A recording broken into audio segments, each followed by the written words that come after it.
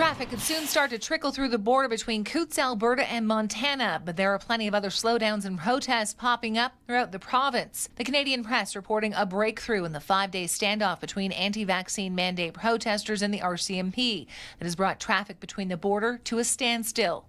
Word is that one lane of highway in each direction is to open.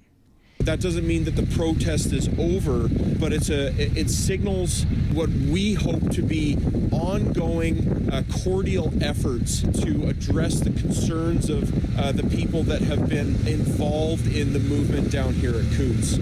Chad Williamson is a lawyer representing protesters blocking access to the border. He says the agreement to open the lane took place Wednesday afternoon. Around 2 p.m., video from inside the Smuggler's Saloon, where protesters have hunkered down, shows that protesters want something in return from Alberta rural MLAs who have traveled to speak with them.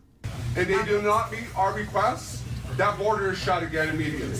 However, the United Conservative Rural Caucus quickly came out denying negotiating with the protesters, writing in part, no such agreement has been authorized and the meeting is not to discuss lifting the REP. While the number of vehicles at the border has thinned out since the RCMP began cracking down Tuesday night, other protests are popping up throughout the province. The kind of trucks I saw were like big rigs and big Ford F-150s, kind of just the typical Southern Alberta kind of truck you'd expect. And yeah, as I said, also some like bigger farm equipment machinery, all with big signs. Joshua Ritchie was driving from Lethbridge to Calgary Wednesday morning. Coming through Fort Macleod around the 10:30 o'clock mark. And luckily on my side of the road, it wasn't too crazy heading towards Calgary. But on the way back, it seemed like there was a lot of traffic heading towards just outside of Fort Macleod there. It's not the only place to see farm equipment and trucks bringing traffic to a crawl. This shot was taken at Nobleford at around 10 a.m., tractors taking over a roundabout.